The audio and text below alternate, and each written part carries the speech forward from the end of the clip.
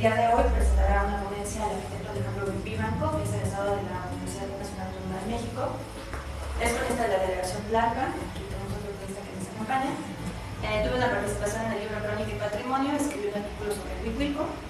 Es fotógrafo, tuvo una participación en los fascículos de Tlalpan, una colaboración especial en el fascículo de mitos y leyendas de Tlalpan. Es bloguera, gestor cultural y locutor. Ustedes escucharon alguna vez el programa de Voz de la Pyme en la página de Facebook, que se llama así. En el ámbito académico se encuentra especializándose en el centro de Tlalpan en los temas de haciendas, casas de descanso y restauración. Y la ponencia que nos presenta hoy es sobre, derivada de una investigación realizada el año pasado, algunos años, y titulada Exconventos a partir de las cuevas, evolución de un convento del siglo XVI. Bienvenidos. Sí, gracias amigos por estar aquí con nosotros. Continuando esto de la época virreinal, pues San Agustín pues, nace en la época virreinal, ¿no? Es la consecuencia de un asentamiento prehispánico previo que después es ocupado por los españoles y bueno, pues viene la fundación de esta villa, ¿no? Que bueno, pues va evolucionando. Digamos que cuando comenzamos a entender la arquitectura es el resultado de todo un entorno social y cultural, ¿no? O sea, el hecho de que haya un convento franciscano, pues hay que ver cuáles son las raíces que están atrás de esto. Se los platico así como que muy brevemente. Bueno, estaban unas reformas en España impulsadas por los reyes católicos, que eran humanistas, tenían ese sentido de luteranas, más humanistas, un sentido muy humanista.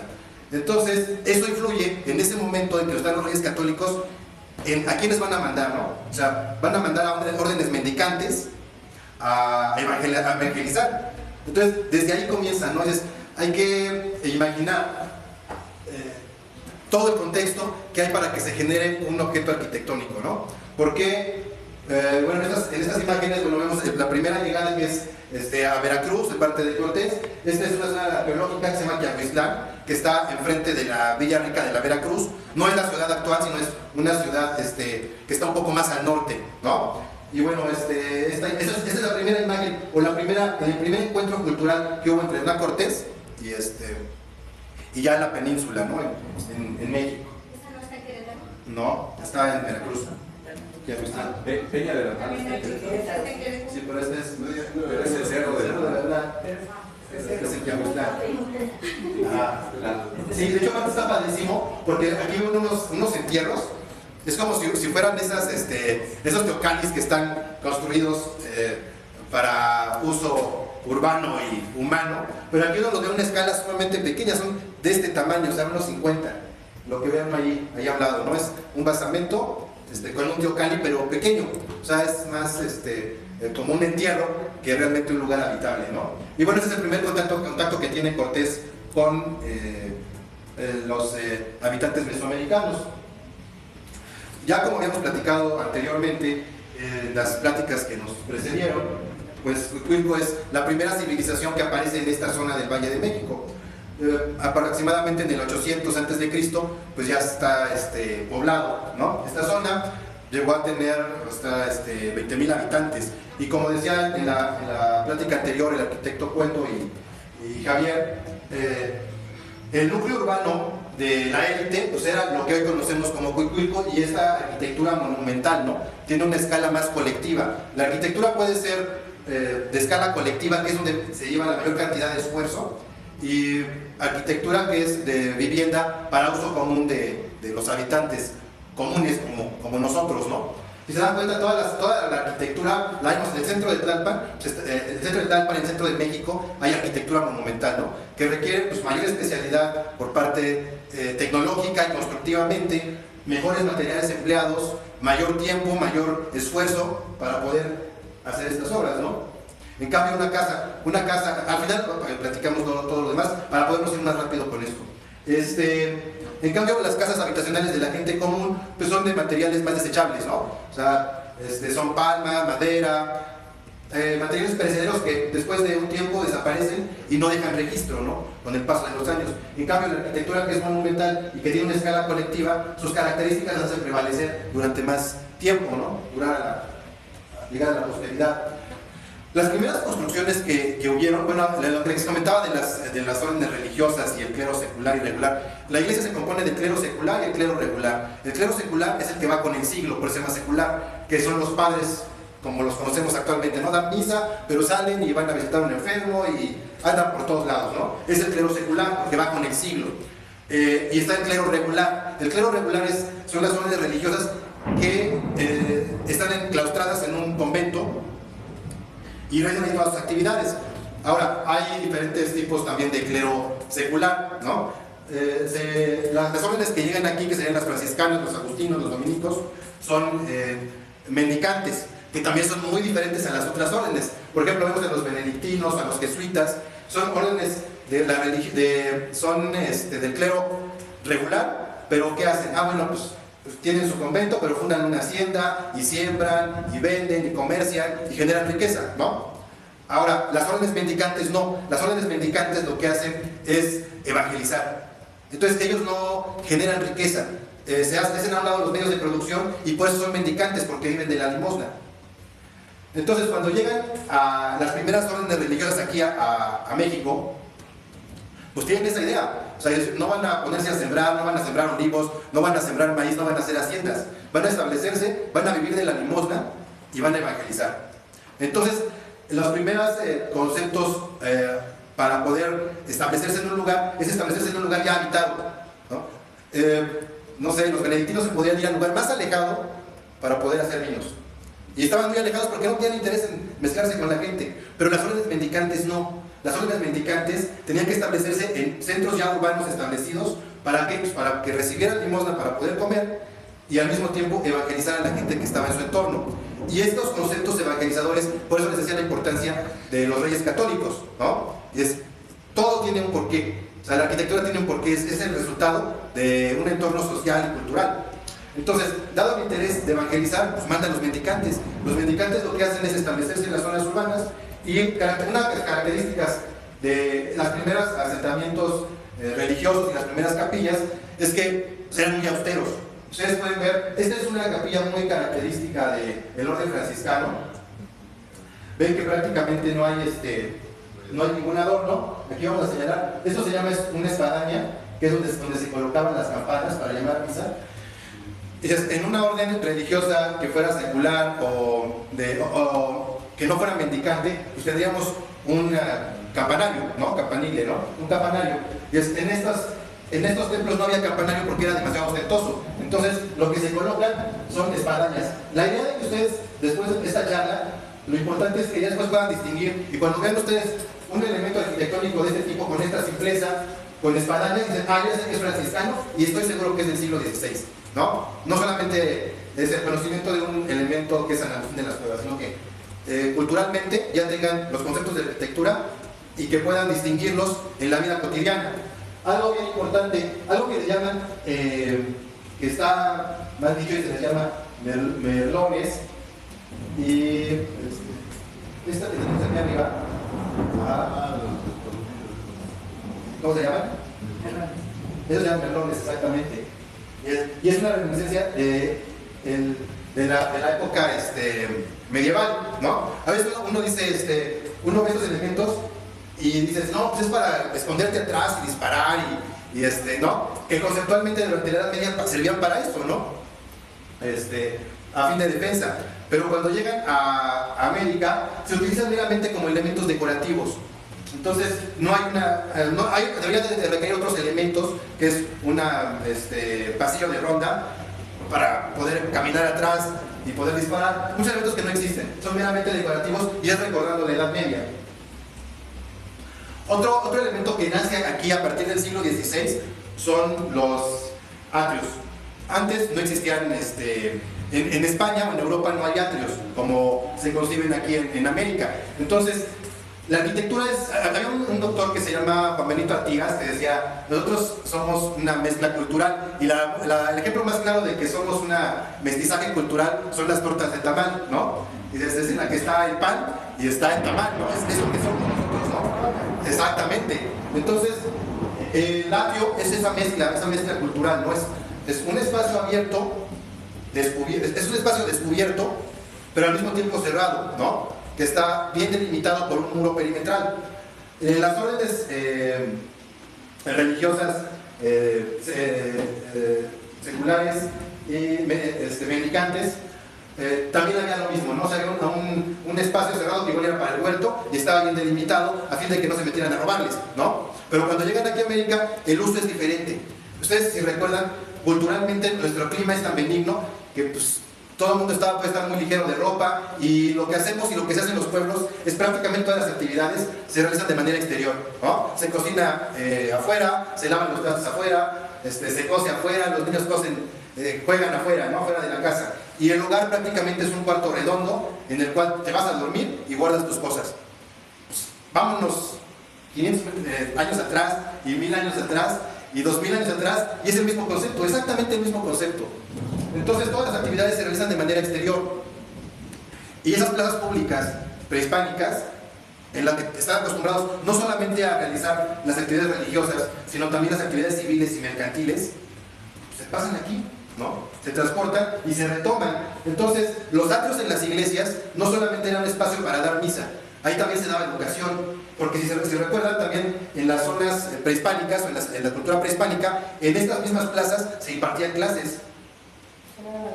Exactamente, pero aparte de la doctrina religiosa, la educación como tal, la educación para poder leer o lo básico, ¿no? También se daba aquí. No solamente la doctrina religiosa, sino cuando llegan los españoles no pueden romper con todo un esquema cultural. O sea, recuerden que eran 500 soldados. O sea, primero 500 soldados no hubieran tumbado, si quieren ahorita al final, no hubieran tumbado la ciudad, ¿no? Entonces no podían venir a imponer nada que se saliera de los cánones establecidos, porque no hubieran tenido control. Entonces lo que hicieron fue adaptar una realidad, una cultura a nuevas costumbres, pero fue más una adaptación que una imposición o que un cambio de costumbres o de paradigmas completo. Fue una adaptación paulatina con el paso de los años. Y bueno, el atrio de las iglesias es el primer ejemplo de esto. Generalmente los atrios, ahorita ustedes ubiquen San Agustín de las Cuevas y ubiquen prácticamente cualquier atrio que recuerden, en Tepoztlán y en Tepozotlán, y van a recordar que hay un deambulatorio en muchos lados, ¿no? Que es un camino que va alrededor de ese espacio que está cercado, ¿no? Por una barda. Eso es un deambulatorio. Y también era una costumbre también tener ese tipo de deambulatorios, y en cada esquina habría lo que sería una capilla posa. Es una capilla posa de Tepoztlán que ya está prácticamente destruida, lamentablemente. Pero durante el siglo XVI era costumbre hacer eso. Y también, si se dan cuenta, también es una costumbre, pues, con esa mezcla cultural, ¿no? O sea, nosotros también estábamos como cultura mesoamericana acostumbrados a hacer pues, procesiones, adoración de ídolos. Había una religiosidad muy marcada en la población, ¿no? Entonces, eso era muy característico. ¿Pudo haber existido en San Agustín? Sí, sí pudo haber existido, pero como ha evolucionado y ha cambiado durante 500 años tantas cosas, no sabemos si eso existió o no existió, ¿no? Pero lo mostramos como un elemento característico del siglo XVI en los conventos novohispanos. Del mismo modo, recordarán que la vemos en una pila bautismal que está en el atrio de San Agustín de las Cuevas. De hecho, este elemento es del siglo XVI. Y sin embargo, bueno, haciendo ahí, echándonos un clavo en los libros, también hay descripciones por parte de monjes en las que dicen una pila bautismal no solamente era para bautizar, ¿no? Sino que también se ponían en los atrios a fin de que la gente los chavitos se pudieran lavar las manos, se pudieran asear físicamente, porque les repito, el atrio no solamente era para tomar misa o para actividades religiosas, sino era para aprender, para jugar, para convivir. Eso fue lo que suplió los espacios públicos prehispánicos, ahora en la nueva religiosidad. Entonces, esta puede haber sido una pila bautismal, en particular con un fin religioso, o también simplemente una pila como una fuente para que te pudieras asear, ¿no? No necesariamente bendita, ¿no? O sea, ya es algo como más de uso común, ¿no? Más de, pues me voy a lavar las manos, ¿no? A más allá de la religiosidad. Te digo que no solamente era la religión o la doctrina, sino era enseñarte a leer o enseñarte un oficio, enseñarte a construir, ¿no? Entonces va mucho más allá de solamente el aspecto religioso. Por eso a veces también cuando los pintan de muy malos a los monjes, pues a lo mejor no eran tanto, ¿no? O sea, también asumieron un papel evangelizador y de educación y suplieron esas carencias espirituales y de educación que hubieran quedado huecas si ellos no se hubieran ocupado de atenderlas, ¿no? ¿Tienes un A ver. poco de información de la época de los cristeros? Eso es mucho más posterior, estamos ahorita hablando del siglo XVI. Esta, por ejemplo, este es San Bernardino de Siena y es otro edificio característico del siglo XVI. Aquí también vemos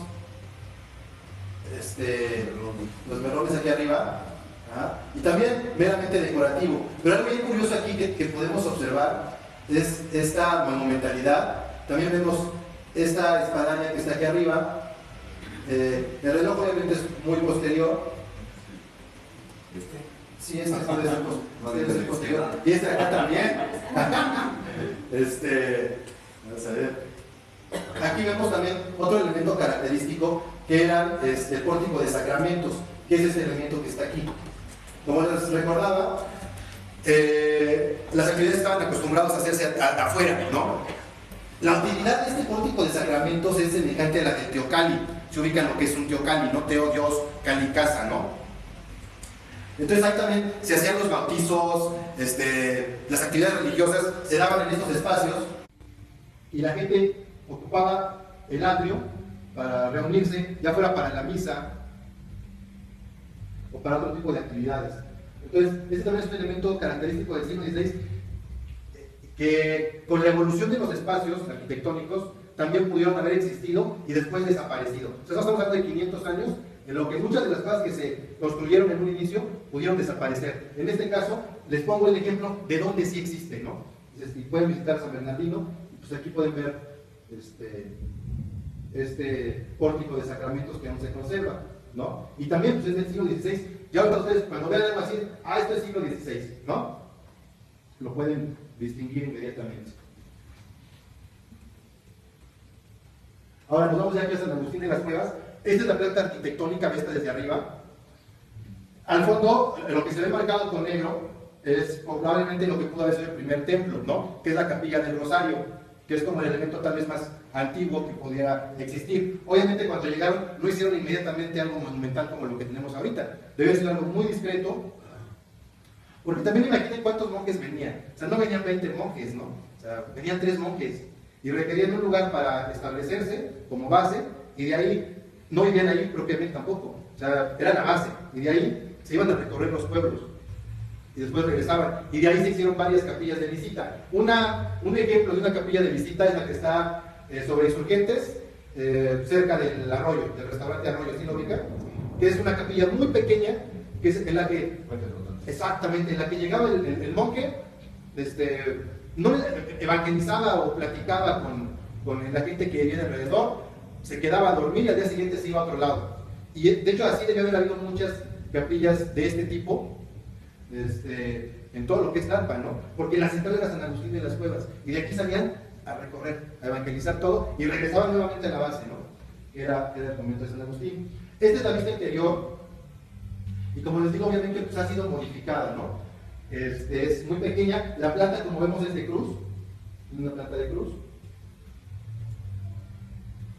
Y sin embargo, ahorita ya no se ve porque ahorita ya aplanaron los muros, pero esta fotografía es de principios o de finales de los 90s, y bueno, ahí vemos marcada una puerta, ¿no? Y tapiada. Entonces, perdió su utilidad, se cerró el muro y actualmente lo aplanan y no sabes si realmente existió, para qué existió, qué comunicaba con qué, ¿no? Bueno, tenemos miren, aquí ocurre, es en el mismo espacio, la capilla del Rosario, y vemos lo mismo, ¿no? Aquí tenemos parte de una puerta, o lo que se marca como una puerta, ¿no? Esto está entrando a la capilla del Rosario, de mano derecha, pero ya tampoco lo ven, ya también está ahorita aplanado. Pero ¿qué te está indicando? De acuerdo al partido arquitectónico, todos, voy a regresar un poquito a esto. Un convento se caracteriza por 3 cosas. Dices, una, pues, obviamente por el templo, un claustro y el atrio. Son las 3 cosas que caracterizan. Todos los conventos tienen esos 3 elementos arquitectónicos. Ahorita yo me voy al que es del siglo XVII, XVIII, ¿no? Va, pues tenemos el templo, tenemos aquí el área conventual, y de este lado tenemos todo lo que es el atrio, ¿no? Entonces tenemos los tres elementos que lo componen. Pero si, aquí estamos hablando de que el templo es todo esto, pero si el templo era solo esto, y tenemos que había una puerta aquí y otra puerta acá, pues probablemente el área del convento original estaba más en esta área, ¿no? Como que por lógica estaba más en este lugar, ¿no? Obviamente habría que hacer rollos arqueológicos para poder excavar y poder decir, sí, efectivamente puedo asegurar que, de acuerdo a los vestigios arqueológicos, estuvo aquí. Pero bueno, más o menos, y con la lógica que nos lleva, si el templo pudo haber sido pues de este lado tendríamos el área del convento, ¿no? Ahora, y eso, pues bueno, asumiendo este tipo de elementos, ¿no? Dices, bueno, pues eso comunicaba con algo, ¿no? Que igual sería la sacristía probablemente, ¿no? Lo que estaba al lado. Y eso probablemente pues comunicaba con un patio, ¿no? Y bueno, esos son los elementos que actualmente componen el convento. Si empezamos a verlo desde el punto de vista arquitectónico, bueno, pues iniciamos con esta arcada real, que son de 3 arcos. Este elemento es barroco, completamente barroco, ¿no? Nosotros vemos ahí esos roleos en la parte superior, esa concha que está aquí arriba, en esta hornacina o nicho que tenemos, pues ya también es muy barroco, ¿no? Entonces, tú ves, este elemento obviamente no es del siglo XVI, ¿no? Este elemento es del siglo XVII, XVIII, ¿no? ¿Y es por qué? Pues porque es barroco, ¿no? ¿Se recuerdan las características que les dije de un elemento del siglo XVI, ¿no? Que era un imafronte sumamente limpio, solamente estaba marcado el acceso, ¿no? Muy, muy sencillo. Esto ya no lo es. Aquí podemos observar esta litografía de 1840 y algo bien curioso. Una es la calle de Hidalgo. La calle de Hidalgo la recortaron en el siglo XIX para ensanchar la calle. Pero ¿qué teníamos aquí? Teníamos exactamente un muro completamente ciego con un pequeño nicho a la mitad y también estos adornos medievales, ¿no? ¿Sí lo notan? Eso ya se ve más como siglo XVI, ¿no? Pero ¿qué vemos en la parte frontal? En la parte frontal es lo que vemos ahora. Vemos esa celosía de barro cocido que te dan, con esas curvaturas que te dan más un rollo barroco, ¿no? Un rollo del siglo XVIII, ¿no? Más cercano. Entonces podemos asumir que probablemente esto es el muro original y que probablemente había algo muy semejante en la parte frontal, pero que quedó en desuso y lo cambiaron en el siglo XVIII y pusieron esta celosía, ¿no? Quitaron el muro macizo. No hay registro de eso. Pero bueno, esta imagen pues, nos da esa visión de un elemento que parece más del siglo XVI con algo que parece que es más barroco, ¿no? Y que también se integra con esta arcada real, ¿no? Y obviamente pues, ya con el edificio posterior, mucho más grande, la iglesia digamos que más actual, de 1600, 1700, que se comienza a construir, y ya con características pues, más barrocas, ¿no? Lo que les comentaba. Y dices, bueno, ¿qué tenemos ahí? Bueno, pues tenemos estas curvaturas, tenemos esta concha en el nicho. Entonces ya son elementos pues más decorativos, ¿no? Esto pues definitivamente es barroco, ¿no? O sea, vean estos roleos, vean las curvas, vean este juego, ¿no? Hay más juego de luz y sombras, ¿no? En las formas, ¿no?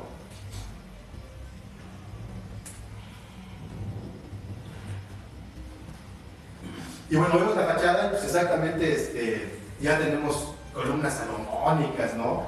Esto está hecho con argamasa. Bueno, la fachada se compone de tres cuerpos. Este es el primer cuerpo, segundo cuerpo, tercer cuerpo y 3 entrecalles, se les llama. Una entrecalle, 2 y la tercera, ¿no? También para que cuando vean un elemento, este sería el primer cuerpo de la fachada, ¿sale? Que se compone del acceso principal con un arco de medio punto. Un arco de medio punto es como la mitad de una circunferencia, ¿sale? Ese se llama arco de medio punto. Tenemos 2 nichos a los laterales Entonces es el primer cuerpo con 3 entrecalles, 1, 2 y 3, ¿vale? El segundo cuerpo, lo mismo, se reduce, pero también tenemos 3 entrecalles, 1, 2 y 3. Esta es la ventana que da a lo que sería el coro del templo. Este sería el tercer cuerpo que también se reduce, pero también sigue teniendo 1, 2 y 3 entrecalles, ¿no? Y estas columnas pues, salomónicas adosadas, ¿no? El campanario, pues ya también vemos que son ya varios cuerpos, ¿no? 1, 2, 3, 4, 5, 6, ¿no? Con la liternilla, ¿no? Esta es una imagen de 45. Y bueno, vamos rapidísimo a entrarle a... Es que describirlo así es como que se lleva su tiempo, ¿no? Pero bueno, vamos a ver. La planta tiene una planta basilical y se llama basilical, bueno, pues porque tiene 1, 2 y 3 naves, ¿ya se fijaron? Sería la nave central, que es como que se dedica a los roles litúrgicos, ¿no? Y las laterales se les llama deambulatorios, porque realmente su función era que uno pudiera recorrerlas sin afectar la misa que se estaba celebrando en la parte media. Ustedes recuerdan la catedral, tiene este tipo de planta y esa es la función, que en medio se da la misa y para que tú no interrumpas, pues te vas caminando en los lados, ¿no? En el deambulatorio. Y de ahí puedes pasar a las diferentes capillas, ¿no? Que las capillas, ¿se acuerdan que generalmente pues también era por los gremios, ¿no? O sea, había un gremio de constructores o de joyeros, tenían la lana para decir, pues ¿quién es mi santo? Fulanito de tal, pues vamos a ponerle una capilla y nosotros la pagamos, ¿no? Entonces, esta sería la nave principal. Vemos que tiene bóvedas de arista. ¿Qué es una bóveda de arista? Es una bóveda que se compone de varios elementos y que puedes ver la unión de cada uno de ellos. Puedes ver la unión. Esto es una arista, ¿cierto? Por eso es una bóveda de arista. Tenemos otra vez arcos de medio punto. Ajá. ¿Por qué? Pues porque son medias circunferencias.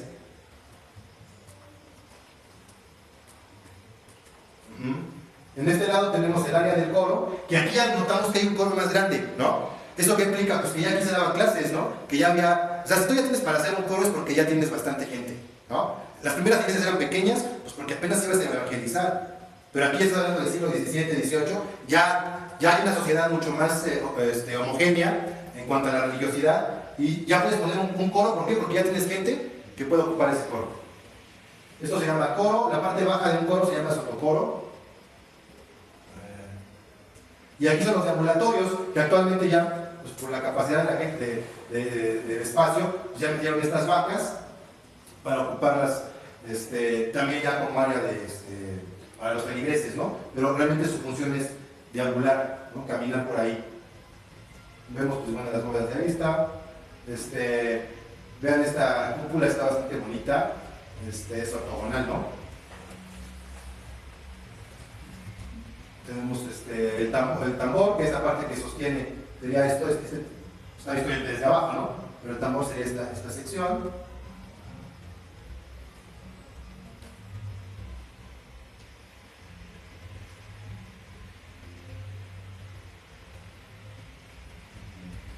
Las vistas exteriores, esto ya se ve más neoclásico, ¿no? Si ustedes lo ven, esto ya es menos barroco, ¿no? Esto ya es como que mucho más limpio, ya comienzan a retomar las cuestiones clásicas. Esto es como si fuera un frontón truncado, ¿no? Pero ya ves este triángulo, son elementos más sencillos. Entonces, la construcción de un templo, de un espacio tan monumental, no se da de la noche a la mañana, es un proceso de años, ¿no? Entonces, por eso van cambiando las características, las modas, ¿no? Arquitectónicas. Entonces, a lo mejor esto pues, empezó en el siglo XVI súper austero y de repente se volvió medio barroco y se hizo más adornado, pero ya cuando están haciendo los detalles para adornar la parte exterior de las cúpulas, pues ya llegó hasta el neoclásico, ¿no? Entonces, son tendencias arquitectónicas que se van sucediendo unas a otras, ¿no? Bueno, estos son los elementos que componen un arco.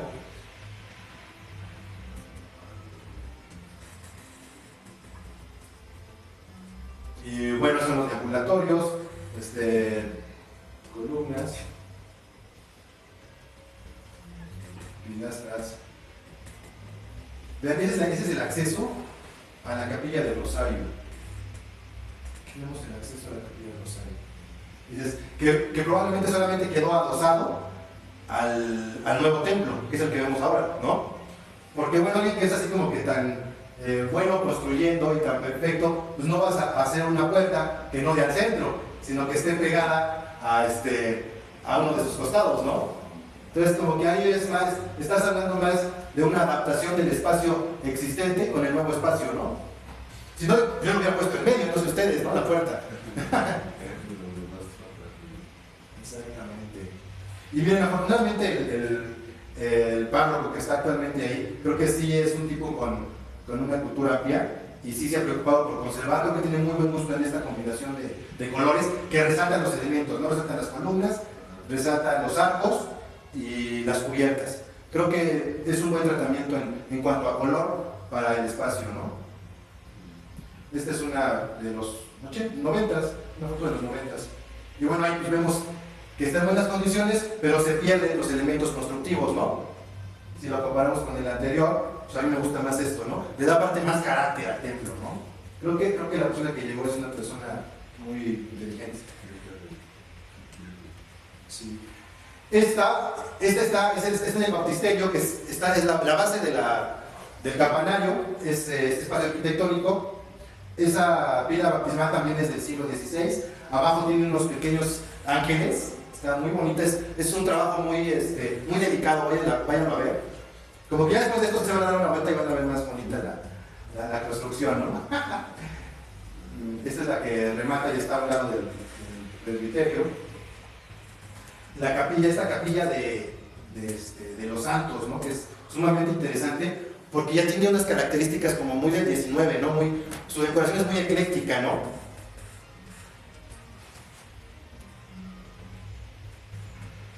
Esta es la capilla del Rosario. Vean, esta capilla del Rosario y esta foto es de 1904. Si ustedes observan bien, todavía se ve la duela aquí. ¿Ya vieron? Se hace muy interesante. Hay espacios que parece que no cambiaron demasiado con el tiempo. Sin embargo, ves que aquí en estas pechinas, ¿sí? Tienes pintura, ¿no? Pintura obviamente en orden religioso. Este es el área de la sacristía. Algo que es muy curioso en cuanto a sacristía, a los usos de los espacios. Me voy a esta imagen. ¿Por qué? Porque este elemento está en la sacristía y es un lavamanos, pero es un lavamanos barroco, ¿no? O sea, obsérvenlo, netamente barroco. Vean en esta sección, bueno, primero, este personaje tan curioso, ¿no? Desde la boca emana el agua para lavarse las manos. Y el recubrimiento que hay en la parte posterior son mosaicos, ¿no? De hecho, esta pintura estaba muy mal hecha. En su momento era con el párroco anterior, con muy mal gusto. Creo que ya lo compusieron. Pero bueno, ¿esto qué te dice? Pues que ese espacio igual era la sacristía, ¿no? Había un elemento dentro de los conventos que es el refectorio, que es el área para comer. Entonces, cuando tú ves lo que actualmente es la sacristía, ves que tiene estas gabinetes o alacenas. Tenemos estas alacenas a los lados, a los muros.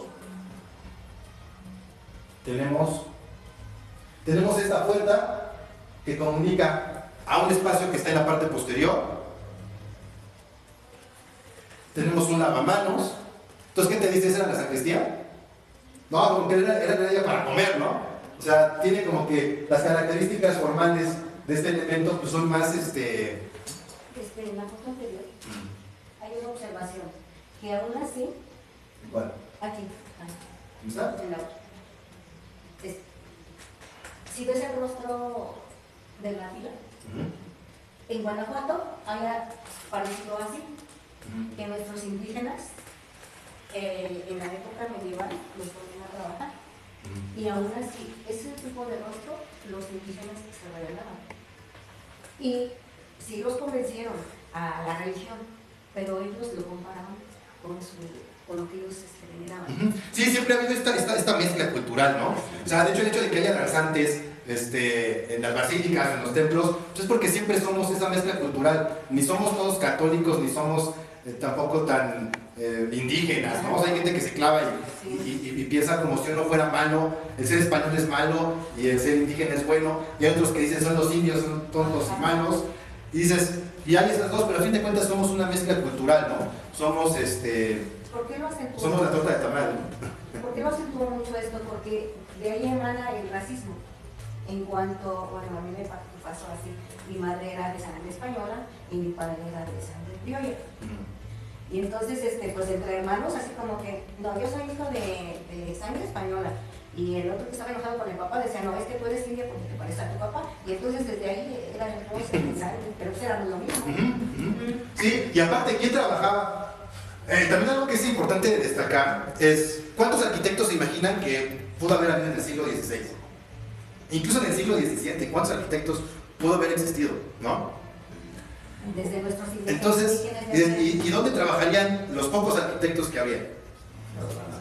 Dices, sí, estaban en el centro, en la ciudad principal. En la periferia, pues realmente ¿quiénes hacían los planos? ¿Quiénes traían toda esa experiencia constructiva? Pues primero, los frailes, ¿no? Los monjes que venían, pues sabían qué es lo que querían, porque tenían en la mente, pues, cuál es el modelo que debo seguir para mi convento. Pero todo el aspecto constructivo, pues no se lo podían enseñar a la gente. Dices, la gente prehispánica ya sabía construir. Dices, y fue la que construyó absolutamente toda la arquitectura virreinal. La hizo la gente, no lo hicieron los españoles, lo hicieron los indios, ¿no?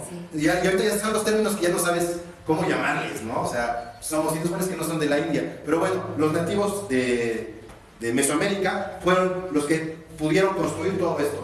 Nada, con los planos españoles, no hechos por españoles, sino la idea española que traían los monjes, pues se reflejó en la arquitectura hecha por los nativos, ¿no? Cuando entren a la sacristía, vean, está muy interesante en esta flor que está en una de las vigas. Ustedes entran y está más o menos en el primer tercio a mano derecha. Interesante, ¿no? Porque solamente es una viga la que tiene esta pintura, pero te sorprende, ¿no? Entonces, qué tan nueva, qué tan vieja es, cuánto tiempo tiene ahí, pero es la única que existe. Y bueno, pues lo que decíamos, ¿no? La característica de un convento, pues es su claustro. En el claustro, pues, la costumbre tiene también un deambulatorio, que es donde se hacían ustedes ven la película del Nombre de la Rosa, o películas viejas, y ves a los monjes ahí dando vueltas y rezando, ¿no? Obviamente aquí no había una cantidad tan grande de monjes para que se hicieran esas procesiones tan grandes. Entonces su función se cambia, ¿no? Se adecua a la realidad de América, ¿no? Entonces, bueno, pues tienes un espacio cerrado en el cual puedes conversar, puedes meditar, puedes leer, y cuando deja de pertenecer el convento de San Agustín de las Cuevas al clero regular, pasa al clero secular, y también las funciones cambian, porque ya no es un espacio cerrado para los monjes, sino ya es un espacio abierto, pues sí, para dar clases, para cuestiones administrativas, ya no es un espacio cerrado de acceso restringido, ¿no? Sino que ya se puede pasear como lo podemos hacer nosotros en la actualidad, ¿no?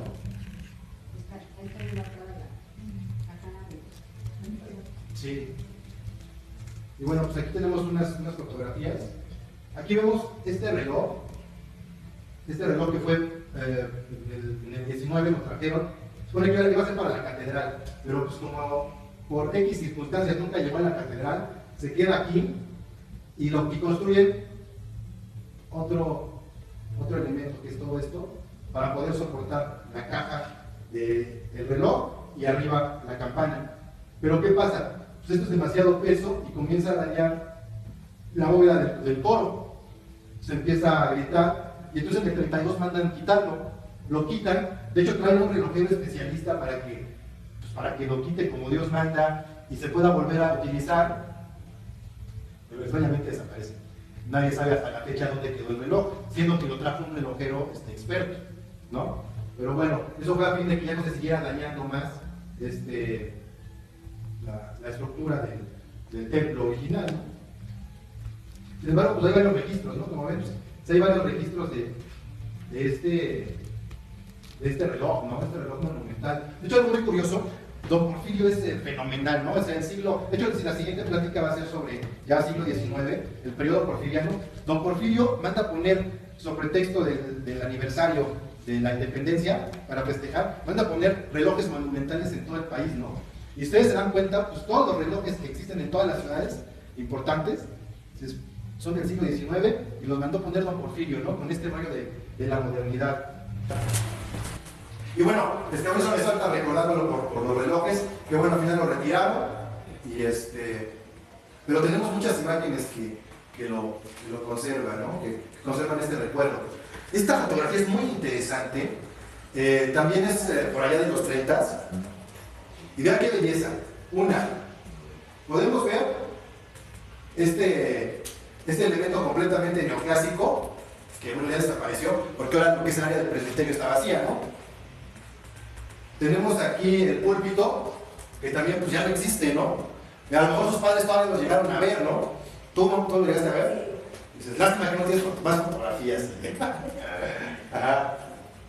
Y también podemos ver la abuela, ¿no? Entonces esta foto yo creo que me la encontré, me quedé fascinado, ¿no? Porque te transportas completamente, ¿no? Es como un espacio, con base a los materiales que tiene, cambia completamente, ¿no? La percepción del espacio es completamente distinto. Entonces ahora cuando vuelvan a entrar al templo, pues imagínenselo con la abuela, ¿no? Imagínense la sensación cuando pisas abuela, es una sensación completamente distinta. El ruido que escuchas, el rechinar, ¿no? Entonces yo esa foto me encantó cuando la encontré. Se me hizo fascinante. Y esta tampoco no es una foto muy conocida, pero también es muy interesante. Chéquense, donde ahora están los confesionarios, que los mandaron a hacer en los 50 adentro de los muros, había estos nichos, estos altares, ¿no? Chéquense estos altares. Esta foto hasta que me la encontré, nunca la había visto antes, eso buscándola, me la topé, y me pareció bastante interesante esta imagen, porque nosotros no concebimos todo este adorno neoclásico en el templo. Está muy lindo actualmente, ¿no? No te imaginas esto. Esto es netamente neoclásico. Si por ejemplo se van ¿cómo se llama? A la Profesa, la iglesia que está, la iglesia de la Profesa que está en Isabel la Católica, y creo que es y Madero, ¿no? Madero, que es la peatonal, ¿no? Bueno, pues en esa pues van a ver este tipo de retablos neoclásicos, ¿no? Y entonces se van a imaginar, así estaba San Agustín de las Cuevas, solo que obviamente lo modificaron.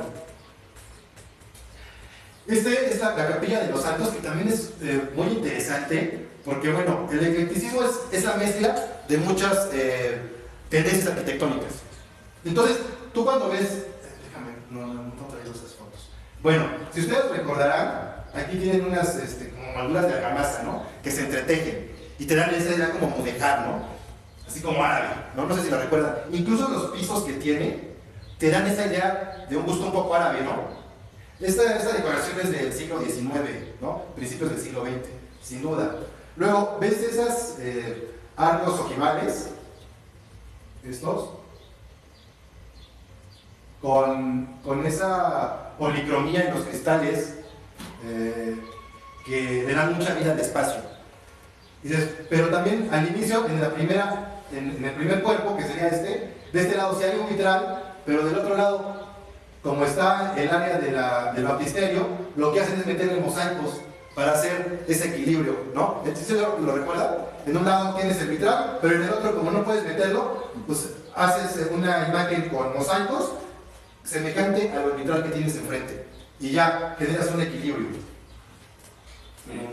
Este retablo, se llama retablo, cuando también escuchan retablo, ¿por qué se llama retablo? Pues porque está atrás de la tabla o de la mesa, ¿no? Entonces por eso se llaman retablos, porque están atrás de la mesa de sacrificios, ¿no? Es donde se oficia la misa, que sería esto. Este es un retablo. Este retablo, se supone que el original que estaba en el presbiterio del templo se quema y compran pero obviamente el tamaño es muy reducido. Lo ponen ahí un rato, ven que no encaja en el espacio y lo mueven aquí a la capilla que se llama Capilla de los Santos. Y no está hecho exprofeso para el lugar, sin embargo se adecua de una manera muy agradable. Yo cuando era niño recuerdo que veníamos a la iglesia, yo me fascinaba entrar ahí. Aparte de los flores. Todos los santos, ¿no? Sí, sí, por eso yo creo que soy muy católico. Pero sí, desde pequeño me fascinaba entrar a ese espacio, en serio.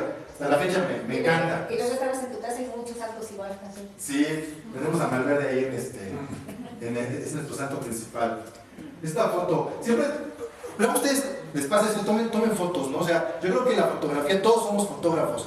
Y se dice que la mejor cámara no es una reflex, ni es... La mejor cámara es la que tienes a la mano en todo momento, ¿no? Entonces nunca piensen, ay, es que me traigo mi telefonito, ¿para qué saco una foto? No, es perpetuar el momento. Esta fotografía es del 45.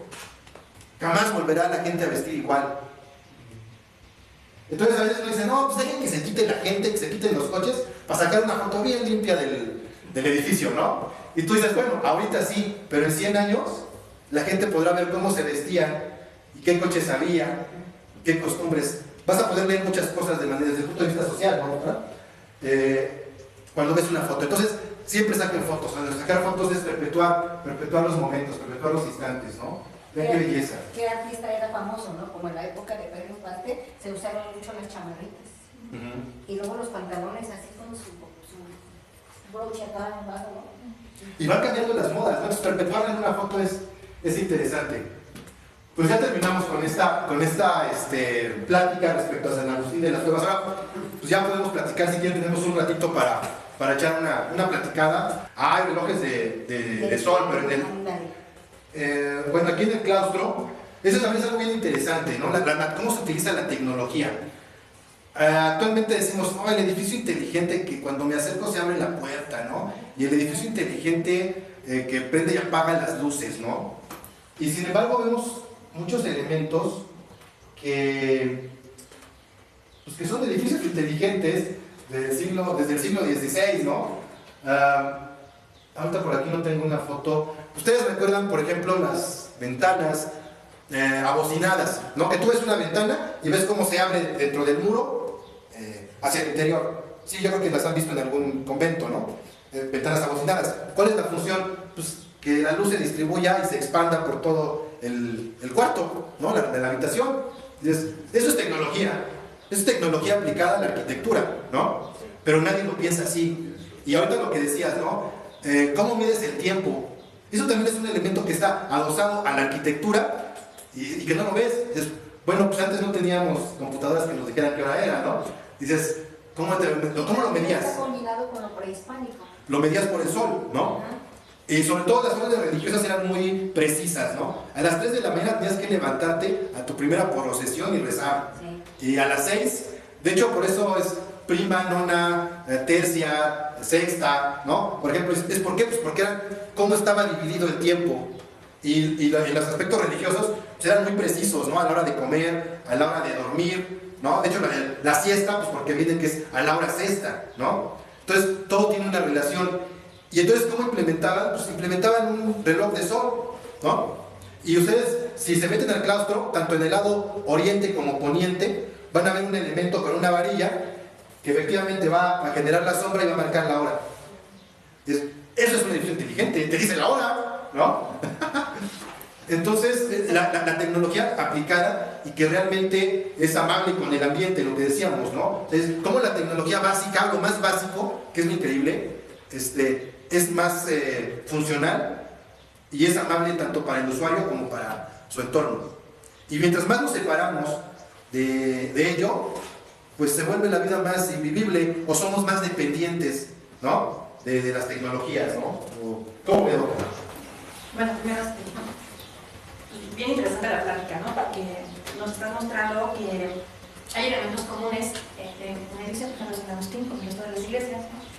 Tiene, por ejemplo, 3 partes, el claustro, el atrio y el templo, que es un elemento que está también en otras iglesias, pero al mismo tiempo es un reflejo de lo que ocurre en la sociedad, ¿no? De la cuestión arquitectónica. O sea, por un momento nos dices que el código te refleja que aumenta la población y que evidentemente hay más gente que es católica, ¿no? Entonces requiere que crezca un poco más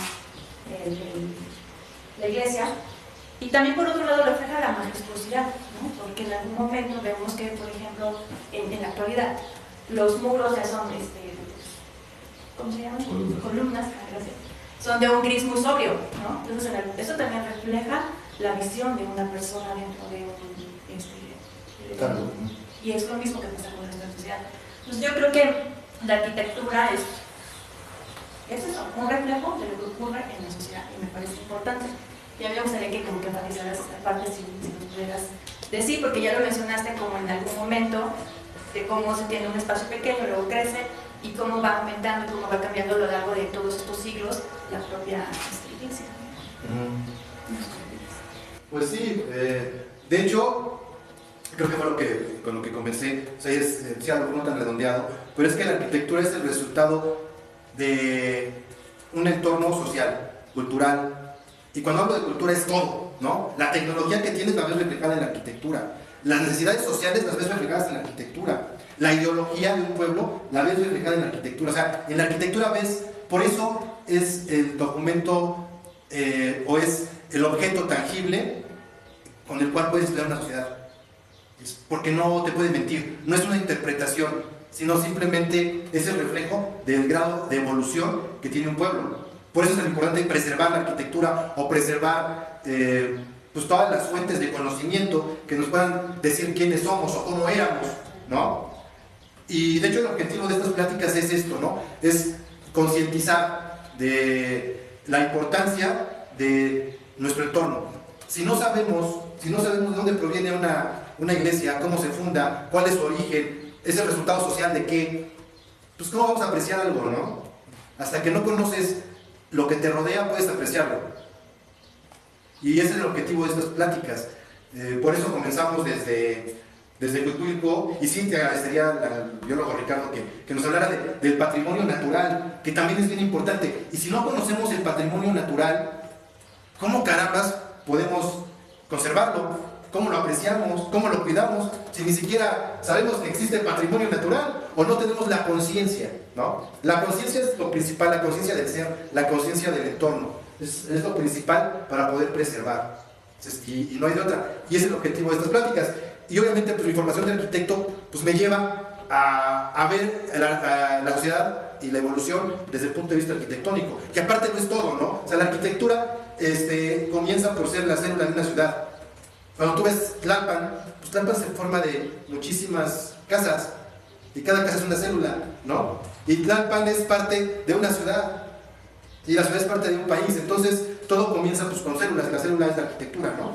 Que es en donde el ser humano puede guardarse y sentirse seguro, que en otro momento sería una cueva, ¿no? Es tu entorno inmediato, ¿no? Por eso es importante el saber que la arquitectura es el resultado y tenerlo súper presente. Cada que veas un objeto arquitectónico, es decir, esto es el resultado de la evolución de la sociedad hasta este momento en particular. Pudieron conseguir esto. El arquitecto Cueto decía, ¿no? en la primera charla que tuvimos, dices, Huicuilco primero tenía una super rampa que prácticamente llegaba a Insurgentes. Y dices, ¿por qué? Porque no había escalones. Porque el hecho tan simple de imaginar un escalón actualmente es que tú tienes un elemento que está conteniendo una fuerza de empuje y además está conteniendo un segundo nivel, ¿no? Que también está conteniendo otro elemento de empuje. Eso es tecnología. Un simple escalón es muchísima tecnología, muchísimo conocimiento aplicado solamente a generar un escalón. Y se requirió muchísimo tiempo para entenderlo. Pero cuando uno lo ve de manera cotidiana, dices, ay, pues culturalmente lo tenemos tan asimilado que no nos es difícil entenderlo. Pero imaginen a la persona que comenzó a crearlo, ¿no? Entonces por eso la arquitectura es eso. Este espacio es el resultado de siglos de evolución. Y este espacio, que es del siglo XIX, principios del siglo XX, no es igual a un espacio hecho el día de ayer. En ningún sentido, de los materiales constructivos, la forma en que se construyó, no hay es por eso que el preservar un edificio, un elemento o cualquier cosa que resulta antigua, resulta vieja, su escasez, y ahí viene el valor también, y dices, la forma en que se construyó, nunca vamos a poder volver a generar las mismas condiciones, aunque quisiéramos hacerlo, para construir una estructura cónico truncada como la de Huicuilco. Jamás podríamos hacerlo, por la cantidad de gente que se requiere para hacerlo, ¿no? Entonces, cada elemento arquitectónico es muy particular y es el reflejo cultural. Y cultural hablo de todo, de una sociedad. Creo que sí súper me extendí, ¿verdad? Un ejemplo muy claro de eso, espero no equivocarme, pero un ejemplo muy claro de eso es que en las primeras iglesias de América, la pila bautismal estaba afuera, ¿sí? Y además había cruces afuera. ¿Sí? ¿Esto por qué? Porque los indígenas no podían entrar a la iglesia si no estaban bautizados, si no estaban previamente adoctrinados. Entonces, por eso es que estaba afuera. Posteriormente, cuando ya la población, cuando ya había más población adoctrinada, entonces ya podían bautizar o podían estar adentro. Fíjate que hay algo muy curioso, porque a partir de la llegada de Hernán Cortés, que es en 1521, a 1600, la población se disminuyó en un 95%. O sea, imagínate, 95% de la población muerta. O sea, ya fuera por enfermedad, y más por enfermedad que por guerras, ¿eh? Y dices, en ese sentido, más que la doctrina, es la capacidad de espacio. En el siglo XVI, o al inicio del siglo XVI, tenías a 100 personas, más bien del siglo XV, no del siglo XVI, a principios del XVII, solamente tenías a 5. De cada 100 tenías a 5. Entonces, obviamente, esta cuestión del atrio como espacio cerrado, descubierto, pues era ¿por qué? Pues porque no cabía la gente. Además de que la gente estaba acostumbrada a realizar absolutamente todas sus actividades en el exterior. No podías entrar, no podías meterlos en ningún lado. Pero después de 80 años, ya había muy poca gente, sí, efectivamente ya estaban más adoctrinados, y también pues por prevalecer, ¿no? El que no se adoctrinaba se moría, ¿no? Además, y tú ves la cultura europea, pues, una cultura en la que de repente hace muchísimo frío y tienes que estar en lugares cerrados, ¿no? Pues por eso los templos son cerrados.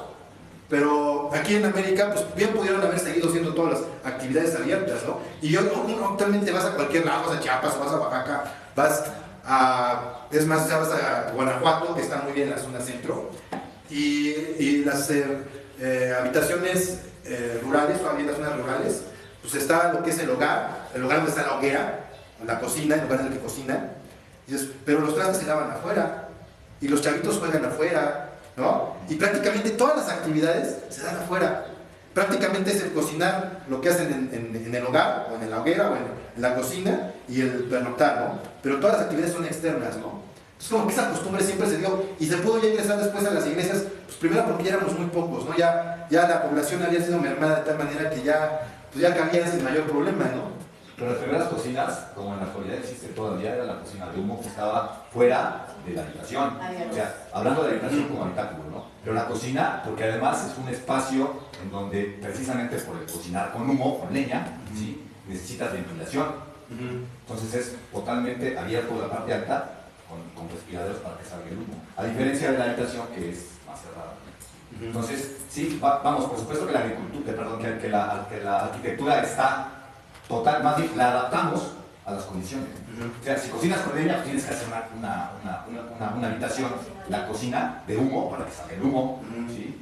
Y obviamente, de acuerdo al clima, va cambiando también la arquitectura. O sea, en lugares cálidos, los muros son totalmente diferentes, son ligeros, hay ventilación, etc.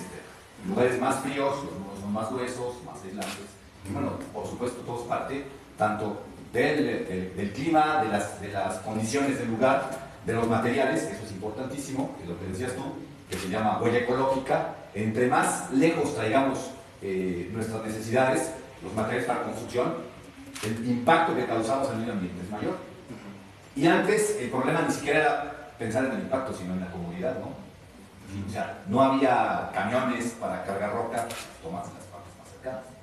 Y eso también tiene mucho que ver con la arquitectura. Sí, de hecho, pues la arquitectura está hecha con los materiales que tiene en su entorno inmediato, ¿no? O sea, y obviamente mientras mayor jerarquía tiene el edificio, pues ya te puedes dar el lujo de gastar más en traerte el material que dices, bueno, a mí me gusta, y este edificio es socialmente más representativo, ¿no? Tiene mayor importancia social, pues me puedo traer algo que sea mucho, aunque me cueste más trabajo, tenga que invertir más trabajo en traerlo, pues me lo traigo, ¿no? Y mientras más sencillo sea el lugar o el espacio arquitectónico a realizar, pues lo que tienes en tu entorno inmediato, ¿no? Con toda razón. Y ahorita recordaba algo respecto al lenguaje, ¿no? Que alguna vez un arquitecto también nos comentó. Decía, el hombre es muy semejante en ese sentido. Entonces, tú escuchas el lenguaje, escuchas el inglés, oh yes, of course, y prácticamente no abres la boca. ¿Por qué? Porque estás en un clima muy frío.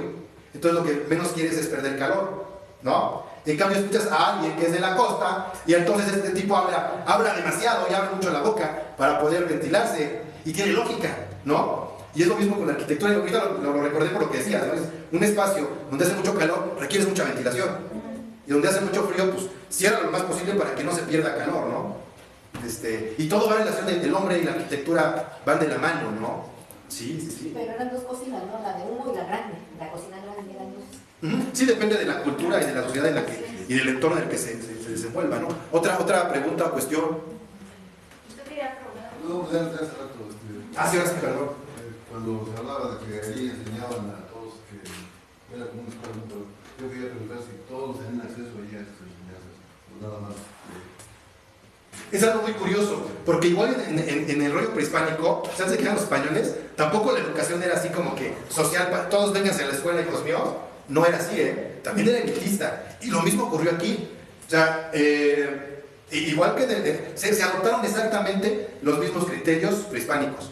Decías, bueno, a la clase más desprotegida, pues le enseñas oficios, ¿no? Le enseñas carpintería, hacer telas, bla, bla, bla. Y la gente que tiene otro estrato social, le enseñas a leer, le enseñas matemáticas, le das otro tipo de conocimientos, porque es la élite. Y eso ocurrió en ambas culturas, ¿no? O sea, el elitismo es parte intrínseca de las sociedades, ¿no?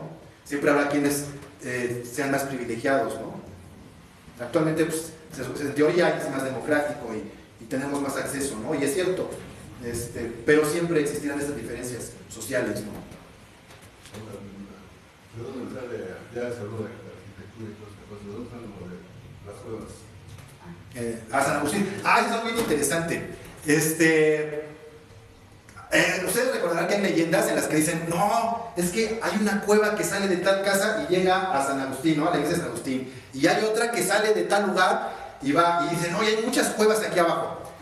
Y dice uno, bueno, sí son cuevas, ¿no? ¿Pero por qué? Dice, bueno, lo que decíamos, esta zona tiene características, o es el resultado de erupciones volcánicas. Cuando un volcán hace erupción, sale la roca líquida y va cubriendo determinadas áreas, pero al mismo tiempo se van generando burbujas. Y cada una de esas burbujas cuando seca, pues es una cueva, ¿no?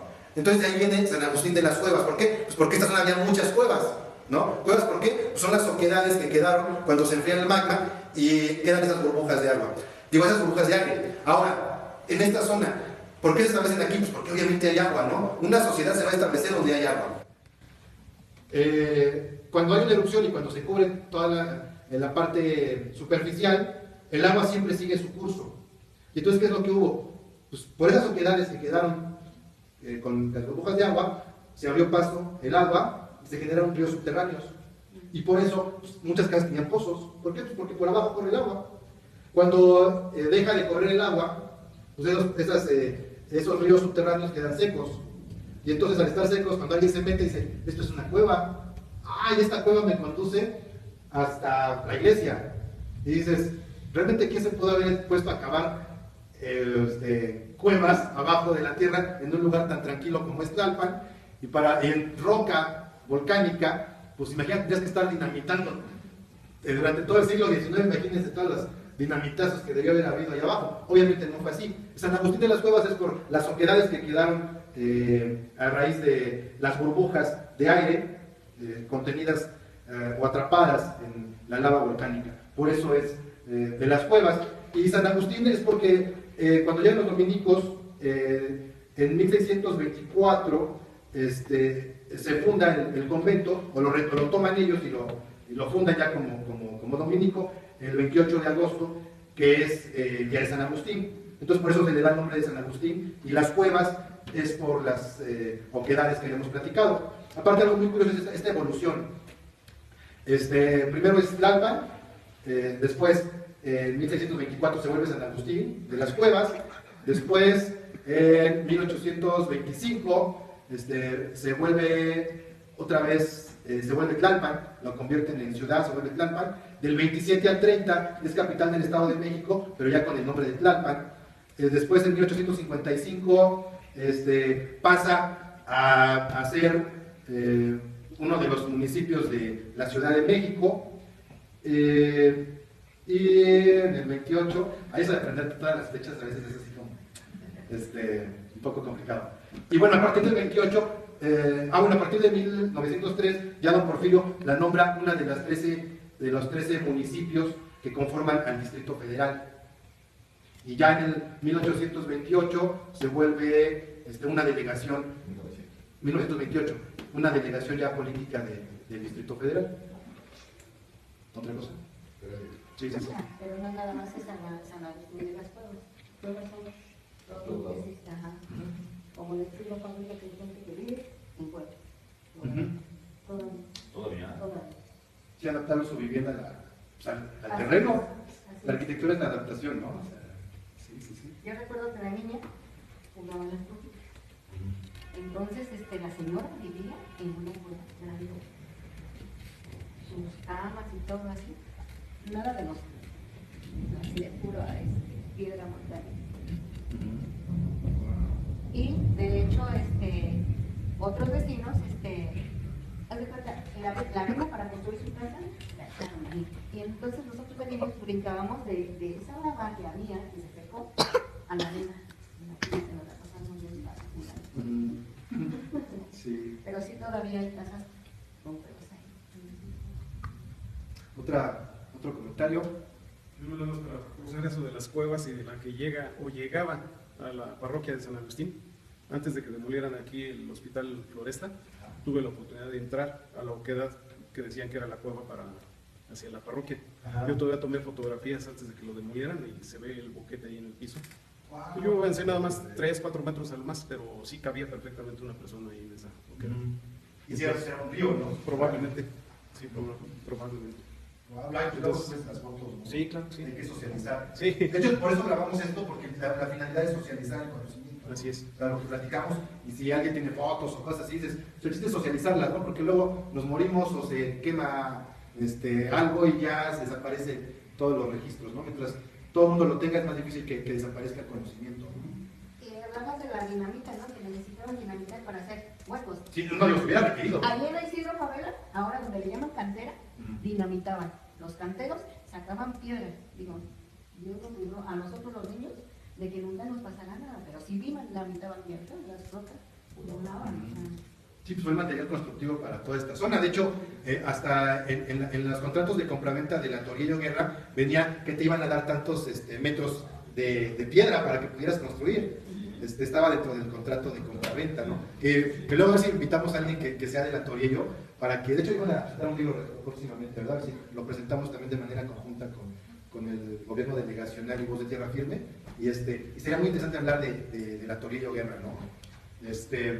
¿Alguna otra cosa, jóvenes? La mención nada más de que hace rato que comentaste acerca de la fotografía, que es bueno incluir personas y todo esto, también funciona muy bien para dimensionar el tamaño de las construcciones. O sea, comparas la figura humana con el tamaño que tiene la construcción y ya no te cuesta trabajo el determinar qué tamaño tiene cada, ¿no? O sea, te sirve de escala precisamente. Entonces, aparte de ser un indicativo de la vestimenta, de la época y todo eso, también es indicativo del tamaño de las construcciones o de los objetos que estás fotografiando. Y un pequeño comentario, la varilla que tienen los relojes de sol se llama gnomón. Gnomón, se escribe con G, N-O-M-O-N, gnomón. Es su nombre correcto. Es una varilla que tiene una cierta inclinación, una cierta curvatura, que es lo que le da también la capacidad de señalar más adecuadamente la hora con respecto a la posición del sol. Eso me lo enseñó un ingeniero amigo mío que es especialista en energía solar. Entonces, se los comparto también. Fíjate que a mí me gustaría que este tipo de charlas, historia y crónicas de Tlalpan, llegaran a los jóvenes, para que realmente valoraran su cultura, el respeto a la gente que construye, como nosotros lo creemos y valoramos, y para que valoren su territorio. Me gustaría que llegaran a La próxima semana tenemos la siguiente. La próxima semana tenemos una presentación de un libro que es sobre el patrimonio del estado de Morelos. Ese va a ser aquí en el Auditorio Barros Sierra. Inviten a toda la gente que conozca lo que mencionas, o sea, los chavales, a la gente de las escuelas, todo esto, ¿no? Más bien que lo difundieran más ustedes. Yo lo difundo lo más que puedo. Porque cuando platicamos a la gente, fíjate que esto es muy, pero nada más que decir. Yo creo que es muy difícil, ¿no? Una vez que entrevistábamos a Lorenzo Meyer, nos decía que tenemos, o sea, dentro de nuestro pequeño nicho, este es un nicho muy pequeño, o sea, en el que tratas de transmitir cosas, difundir, es un nicho muy pequeño y no es tan aceptado, no es tan seguido como si hiciéramos una novela, ¿no? O si hiciéramos otro tipo de actividades, pero creo que mientras nos sigamos esforzando, si llega a 5 gentes, a 10 gentes, pues es genial. Eso ahorita lo hacemos en video y lo vamos a subir a las redes sociales a fin de perpetuar lo más posible y difundir lo que se dice en cada una de las pláticas, ¿no? Y Más bien que se le tiene más seriedad a este. somos muy serios. Mira. Hace 8 días vinimos. Mira. Hace 8 días vinimos y hubo un evento de pintura. Ujú. Entonces hubo compañeros que vinieron, estaba lloviendo vinieron los palomares. Y las señoras tenían cerrado aquí, de la pintura. Entonces, pues con la pena se tuvieron que ir las personas. Le dije yo a la señora, ¿sabe qué? Son gente importante de aquí de Tlalpan, abran esa puerta, nunca se las abrieron. Entonces, imagínate. Sí, es que sí, yo te llamo como conflictillo en cuanto al espacio. De hecho, sí, se estaba complicando un poco esto de los cronistas y los espacios y luchas de poder, y si no me pides permiso yo me enojo. Cosas así que de risa. Cuando a fin de cuentas el que tiene la llave es el dueño de algo, dice, ¿no? Entonces, por eso no siempre es. Pero trataremos obviamente de seguirlo haciendo, al menos de parte del jefe delegacional, directamente de él. Tenemos todo el apoyo, o sea, siempre que le hemos pedido apoyo, por ejemplo, para realizar esto, sin problema. A veces son los mandos medios los que se ponen más rejegos que las propias cabezas, ¿eh? Entonces, trataremos de seguirlo haciendo en este espacio. Las próximas 2 les avisamos son en el Barros Sierra, que es uno es el doctor Siller, ¿cómo se llama? Patrimonio y Monumentos del Estado de Morelos. Está muy interesante porque ahí habla de la importancia de hacer las catalogaciones del patrimonio natural, del patrimonio cultural, del patrimonio arquitectónico, ¿no? Porque también las costumbres, como tú lo decías la vez pasada, o sea, desde las costumbres, desde los bailes de los chinelos, desde cómo se celebra, cómo se hace una celebración, todo es parte de nuestra cultura y debe preservarse. Entonces, esta plática va a estar muy interesante, es el próximo viernes a las 6, se va a comentar este libro, y ese es en 8 días, en 15 días la doctora Salgado también vamos a comentar un libro que ya publicó hace algún tiempo. Es un libro de 2012 sobre San Pedro Mártir, se llama Miradas Verdes del Año. Entonces, bueno, se van a regalar algunos ejemplares.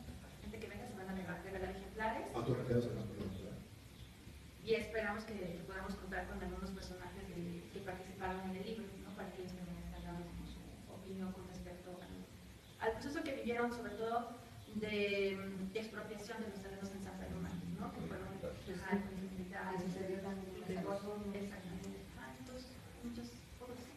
Muchos intereses. Entonces trataremos de darle continuidad a esto. Serían las próximas sesiones es la presentación de esos 2 libros y después yo creo que ya comenzaríamos con arquitectura o desde el punto de vista porfiriano, porque don Porfirio siempre ha sido atacado y señalado, pero la verdad es que ahora que celebraron el bicentenario y el centenario, pues lo hicieron remodelando los edificios que hizo don Porfirio, ¿no?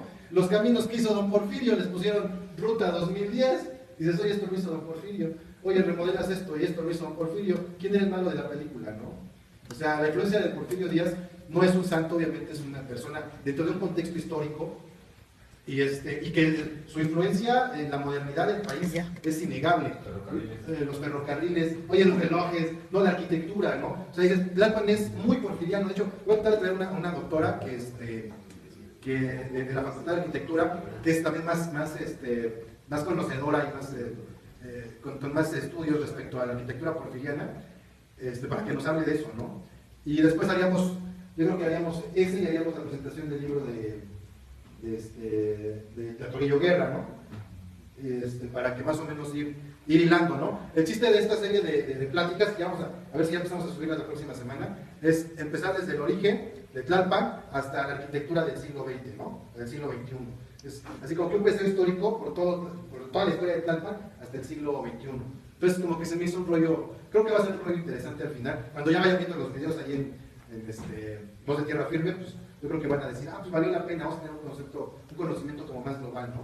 Y a ver si hacemos eso, ¿no? O a lo mejor para cerrar es eso, ¿y cuál fue el origen, ¿no?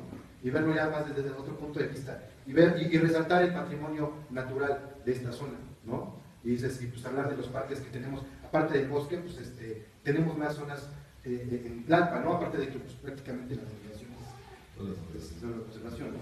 Entonces, pues... Una última pregunta. Ajá. ¿De qué estilo dijimos que era? Dijimos que son varios, ¿no? O sea, como que se empiezas a tener varias cosas, pero obviamente esto es más barroco, ¿no? Su arquitectura es más barroca. En el interior la capilla del Rosario es, la decoración es barroca, y sin embargo la capilla de los Santos es como ecléctica, ¿no? Es una mezcla de muchas cosas, de muchos estilos, ¿no? Entonces, lo que decíamos en la parte superior, los adornos de las cúpulas son neoclásicas, ¿no? Entonces notamos que la arquitectura también es una evolución de gustos, de tendencias, de modas, y sobre todo en edificios monumentales que tardan mucho tiempo en realizarse, pues obviamente al tener un desarrollo de siglos para terminarse, pues va cambiando y se va adaptando a la modernidad del momento, ¿no? Al gusto del momento. Entonces tenemos diferentes etapas y estilos arquitectónicos dentro de este, ¿no? De este edificio. Una pregunta. Este proyecto, estas pláticas van a tener un cierre. Sí. ¿De acuerdo? Creo que es un proceso, ¿no? O sea, es un proceso en el que esta plática no estaba contemplada, solamente iban a ser las 4 pláticas que era prehispánico, virreinal, porfiriano y siglo XX. Pero después dices, bueno, pues dentro del virreinal cabe San Agustín, ¿no? Y luego dentro de lo porfiriano pues va a caber la Torillo Guerra y las leyendas de Tlalpan. Pues esto de leyendas, ¿no? Una publicación respecto a leyendas también, sobre San Pedro Mártir. Entonces, pues creo que son temas que se van saliendo, ¿no? Se van enriqueciendo más y más. Sí, yo creo que así un principio y fin pues no se puede plantear. Ahorita al menos con esta administración pues tenemos el apoyo de Víctor Hugo y para los proyectos culturales. Yo asumo que con Claudia va a ser algo muy semejante porque también tenemos una buena relación con ella y yo creo que también es una persona interesada en los eventos culturales como la verdad. Entonces yo creo que más que nada es como las ganas de ir aportando siempre, ¿no? Y los invitamos a que sigan nuestra página de Voz de Tierra Firme. Y bueno, pues ya en nombre del jefe delegacional, pues gracias, y en esta sí gracias al jefe delegacional, porque todo lo que hemos propuesto, y eso sí me da gusto, desde que nos acercamos a él, siempre nos ha dicho sí. Y luego lo que te da esa piedra en el zapato, pues lo que decíamos de los varios mandos intermedios, que ya te ponen en pie o X cosa, bueno, pues no se dice, ¿verdad?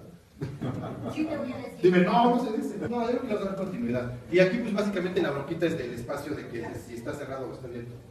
Pero yo creo que ya, creo que pues, sí se puede ya arreglar bien pronto, ¿verdad? Esperemos, ¿no?